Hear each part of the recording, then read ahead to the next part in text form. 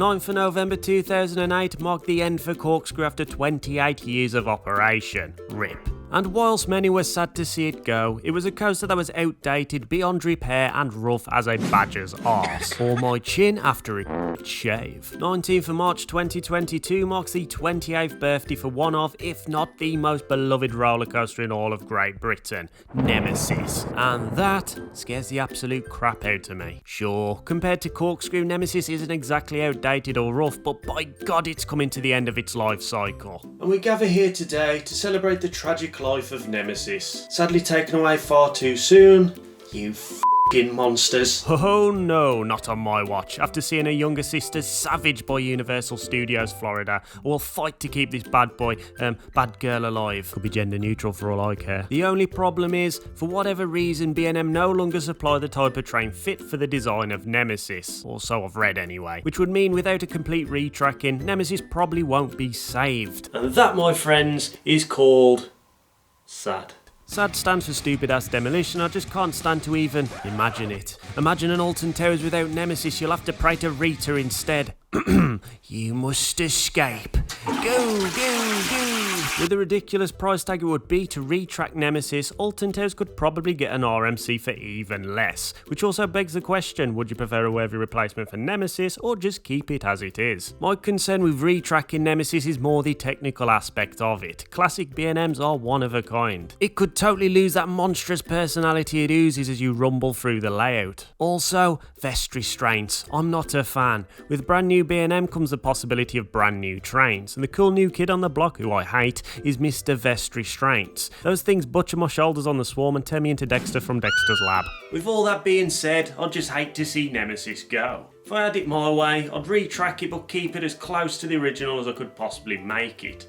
What about you, Nemesis Sub-Terra? You've been sitting dormant for quite some time, open for only 3 years. Have you committed a terrible crime? Hashtag theme park poetry, let's make it a thing. For those who can't remember or completely missed out due to sheer spite, Nemesis Sub-Terra was a multi-layered dark ride located in Forbidden Valley. 1 part drop tail, 1 part scare maze and 1 part angry soldier boy simulator, and they hated me. It was like this. Oh man, do you know what's more interesting than a ScrewyLoops video? Rita.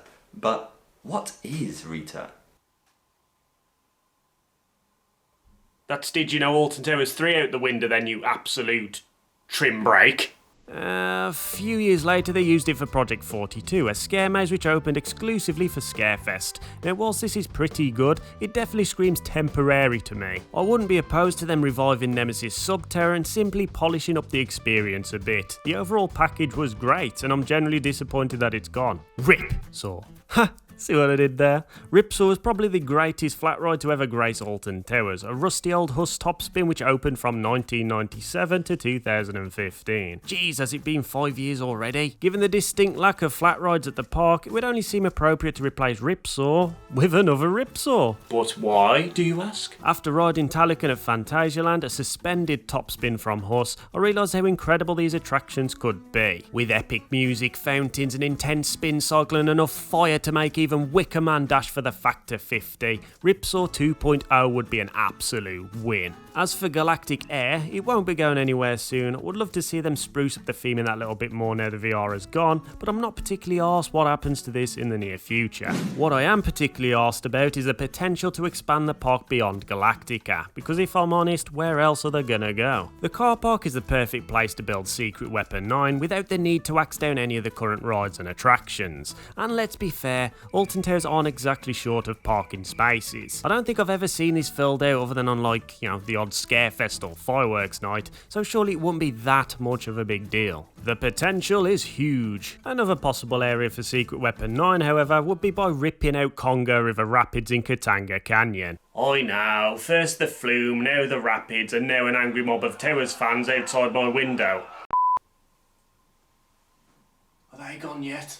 But come on, seriously, I can't be the only one who thinks Congo River Rapids is a gigantic waste of space. It takes up more room than any other attraction in the park, the waterfalls are drier than Sean's hot dogs and the KFC Mega. You've been reverted to the Aldi chicken dipper wave, you're piss poor. Okay, it's not really that bad, but it's certainly aged like a fine piece of trout in my opinion, and I wouldn't be devastated to see it go. So picture this, remove the trough but keep all of the landscape from Congo River Rapids and replace it with a mid to high frill level multi-launch Intamin Blitz. Give it a water-based theme, make it go 60 miles an hour through the runaway mine train tunnel, add a few water elements, airtime hells, no inversions, and you've got yourself a world-class family thrill coaster right on your doorstep. Thank me later. Which leads me to another launch coaster, Rita. And I'm going to say it as it is, she is queen and none of you are going to take her away. I know a lot of you cannot stand Rita, but she is part of a dying breed of hydraulic launch coasters. Sure, the theme doesn't make much sense, the layout is and it's tad bumpy, but that launch is fantastic and everyone's so quick to write it off. That being said, there is a desperate need for a small flat ride in Dark Forest, maybe like a spooky disco or something, you know, If you go down to the woods today, you'd better not. Break it down!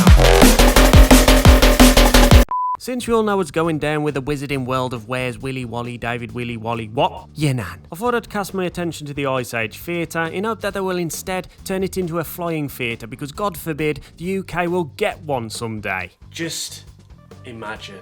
A Mr. Sting flying theatre complete with smell pods of sweat, shit, and the smaller restraints.